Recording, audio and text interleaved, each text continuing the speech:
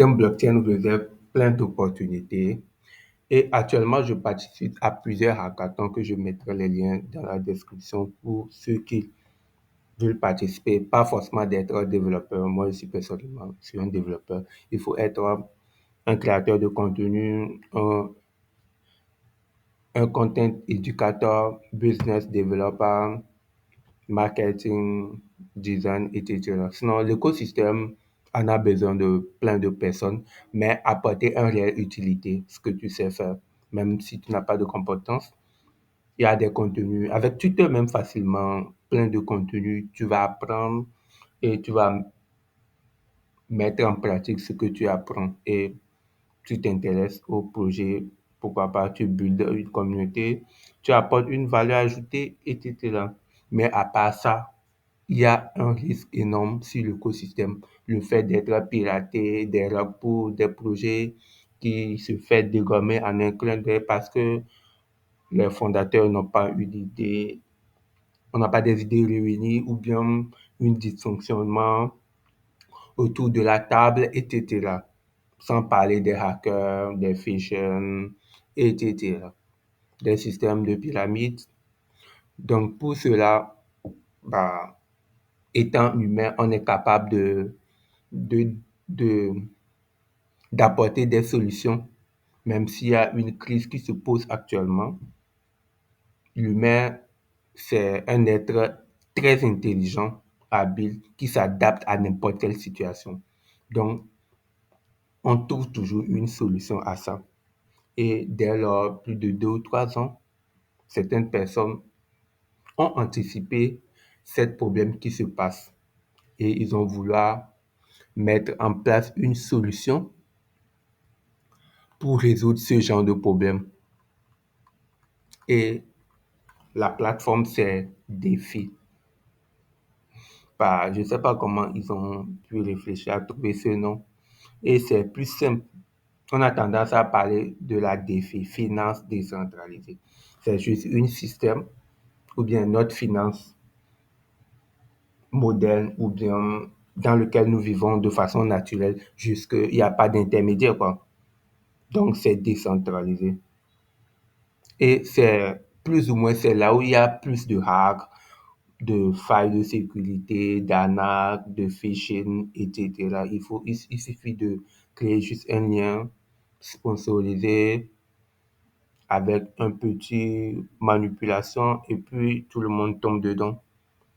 Donc, il y a défi. Donc, bah, avec défi, ils ont pris D.fi, decentralize.finance. Pas mal le nom, c'est simple aussi. Donc, Web3 Super App Underworld Fest, Web3 Antivirus. Donc, un super app et un antivirus Web3, c'est énorme. Donc, ils ont fait sortir une solution qui est toujours en bêta. Et aujourd'hui, le 10 précisément, il y a un news qui va sortir. Donc, ces dernières semaines, j'avais partagé un peu de news concernant. Donc, la plateforme est intuitive et c'est vraiment un super app. Et l'antivirus va permettre de se prévenir de ces attaques qui se passent tous les temps. Comme je viens de le dire, tout l'été, le monde cryptographique a été secoué par un vol mémorable de plus de 300 millions de dollars. Chaque temps, ça se passe. On peut même parler de Social Fi qui se trouve sur Avalanche, de Galaxy. Ça se passe tous les temps. Donc, ça, c'est toujours dans cette même but que Défi veut mettre en place un super app.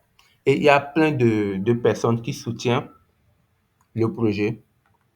Je peux parler de OKES, Coinbase, Binance, plein de partenaires déjà sur le projet.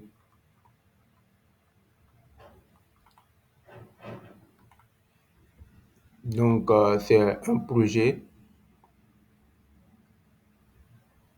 dans lequel on doit suivre à grands pas. Donc, au niveau de Investor,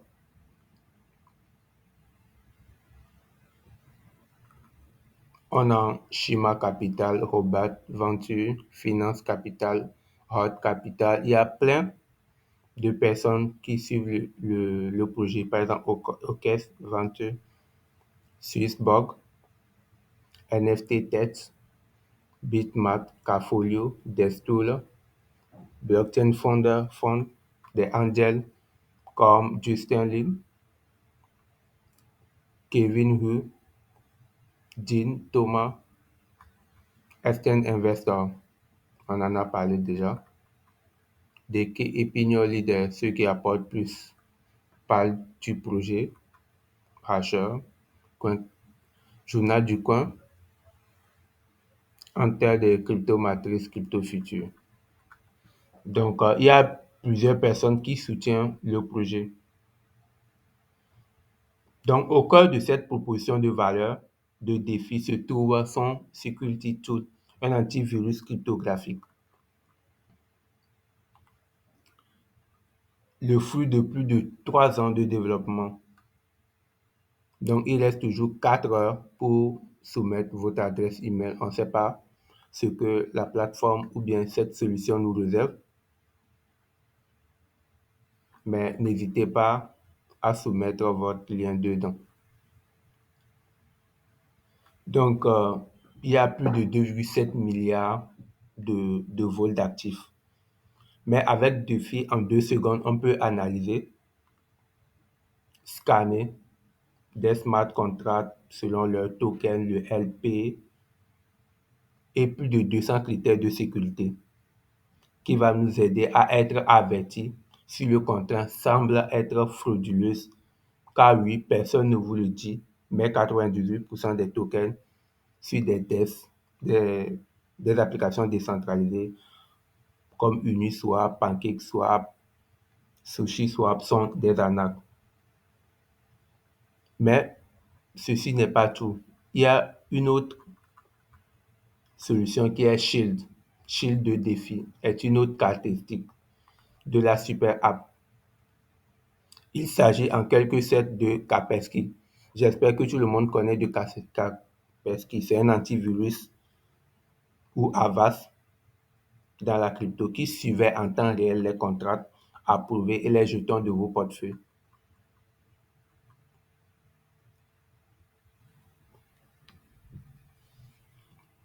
Sur une dizaine de blockchains, il vous permet également d'identifier les permissions douteuses des contrats intelligents et les révoquer facilement. Donc, il suffit que je copie. Si je ne veux pas me connecter directement, je vais juste copier mon adresse. Je colle dessus. Je vérifie est-ce que mon adresse, il y a plus de 43 blockchains et 634 protocoles. Donc, il va vérifier est-ce que cette adresse-là, il y a quelque chose qui ne va pas sur cette adresse. Après l'analyse, il n'a rien trouvé. Ce qui veut dire que l'adresse là est en bonne santé. Je peux toutefois aussi prendre une autre adresse pour vérifier voir.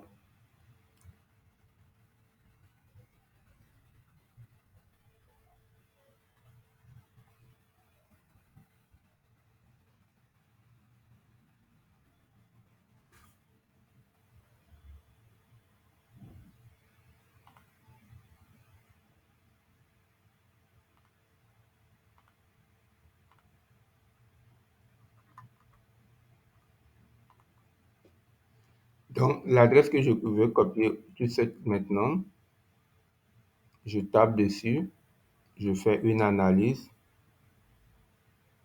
et il sait qu'il y a 1,7 dollars sur ce portefeuille et c'est sur la blockchain Ethereum. Les transactions qui ont été effectuées. Le 13 septembre, j'ai reçu un NFT. Le premier, tous les temps, je reçois plus d'NFT sur ce portefeuille que de tokens. Donc, ainsi de suite. Est-ce que j'ai envoyé quelque chose de cet NFT? J'ai swappé quelque chose? Non. Je n'utilise pas en tant que tel. mais pour les NFT, oui. Donc, cette solution-là va identifier les permissions douteuses des contrats intelligents et les révoquer facilement. Ensemble, ils offrent une protection complète contre les menaces potentielles. Au-delà de la sécurité de défi se consacre également l'expérience utilisateur. C'est facile d'utilisation, c'est pas trop compliqué. Le tableau de bord du profil social offre une vue complète de vos actifs intertiennent. Si c'était que j'ai plein d'actifs, tout serait affiché. Il n'y a plus de blockchain ici. Donc, tous ceux qui sont en staking, gérer les prêts, les emprunts, tout serait affiché. C'est l'endroit où vous pouvez suivre l'activité des baleines et simplement construire votre portefeuille en toute sécurité grâce à une interface intuitive. DeFi se positionne à l'avant-garde de la sécurité visant à rendre le Web3 aussi plus sûr que possible pour tout le monde. L'équipe est également en train de développer une version pro qui va sortir bientôt, on espère.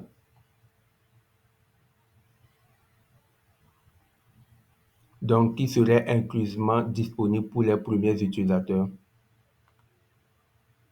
Bah, donc, c'est pour cela, ça serait bien que tout le monde s'inscrive pour être les early adopteurs du projet. Il y a aussi un référent, on ne sait jamais, ça peut être, il y aura un airdrop dans le futur ou pas. Donc, il nous donne la possibilité de parrainer 10 personnes et si tu veux plus de personnes, il suffit de remplir une formulaire pour avoir plus de personnes. Il n'est pas trop tard pour en bénéficier. Il suffit de s'inscrire sur le profil social de Défi et vous aurez non seulement accès à la version pro de l'antivirus, mais aussi d'éventuels futurs bonus. Donc, ne manquez pas cette opportunité d'améliorer votre sécurité Web3. Donc, je mettrai mon lien référal dans les commentaires. Donc, tous les temps, moi, je parle de sécurité, de sécurité. Si tu as $10, tu veux investir $10, garde sérieusement tes $10 là. Gagne soigneusement tes $10 là. Donc, c'est un outil génial. N'hésitez pas à s'inscrire et à l'utiliser. Donc, vous pouvez aller scanner un smart contract. Par exemple, ils ont détecté les, les contrats ou bien les contrats de scam. Donc, ce sont les scams récents, Basic Token, Peter, Shellcoin, etc. Il y a des tokens Hello, BP20, Flocky, ERC20, etc. PP, Topia, Kingtrip. Il y en a plein qui sortent tous les jours, dans l'objectif de, de gagner de l'argent facilement. Il y a plus de 1,5 million de contrats qui ont été scannés et on a trouvé plus de 31,7 millions de contrats. Les tokens à risque sont de 564 000. Et les agents, par exemple, l'argent qu'on a dérobé sont de 777 milliards. C'est vraiment énorme. C'est vraiment énorme. Donc, il suffit de prendre un token, un NFT et de le scanner. Par exemple, tout de suite, j'ai reçu un NFT. Je ne sais pas d'où vient ce NFT. On me dit que c'est parce que j'ai participé à une formation, à un compte, donc j'ai reçu un NFT. Je ne sais pas si c'est un vrai NFT ou pas, ou bien je prends juste le contrat, je scanne le contrat.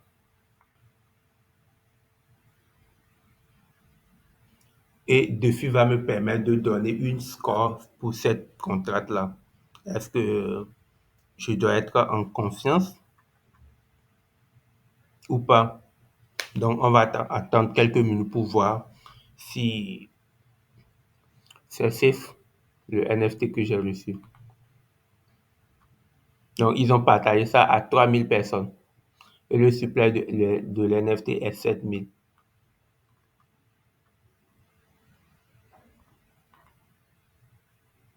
On va attendre juste à la fin de l'analyse.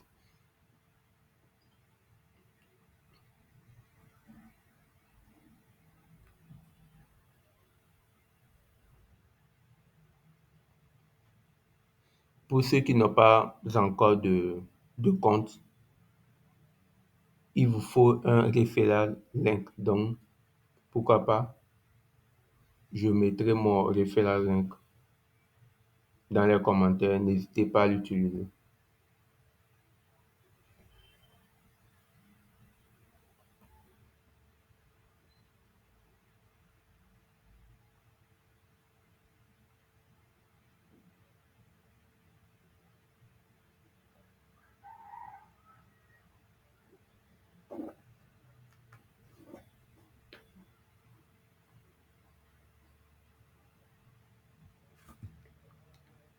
Ça va prendre quelques instants, soit je me pose à la vidéo et je reviens à la fin pour voir ce que ça va donner.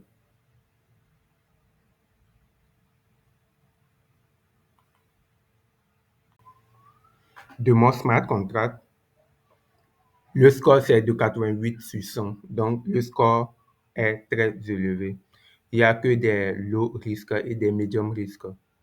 Sur le smart contract, il n'y a pas de vulnérabilité de retirer mes fonds. No retransfer risque, no lock detective verifier code source, tout là est clean. Jusque il y a des medium risques. Un medium risque, on peut modifier les propriétés du non-fungible token. Modifier NFT property function way of lock functionality. Donc, il peut modifier les propriétés de ce non-fungible token. Donc, c'est le seul risque détecté. Donc, c'est ça le medium risque. Maintenant, il y a 4 attention required. Premièrement, il y a Floaty Pragma. This contract may not function as expected due to inconsistent compiler version bin. Ça, c'est au niveau du compilateur utilisé. Low level call. This contract with low level call with maybe unsafe. Les appels des fonctions sont moins pertinents. Un correct solidity et aussi la version du smart contract. Ça aussi, ça revient au floaty pragma. Donc, c'est requiert, c'est au niveau du code. Le code n'a pas été trop à la hauteur, quoi. Il y a certains updates qui devaient faire. À part tout est bien. Donc, n'hésitez pas à utiliser cette solution qui, qui est très bien. Donc, pour me donner de la force, follow, on s'abonne, on s'abonne. Et n'hésitez pas à regarder aussi cette présentation sur la blockchain ou bien cette solution de collecte de données audio, vidéo et de tests. Donc, je dirais prenez soin de vous, passez une bonne journée. On se dit bye.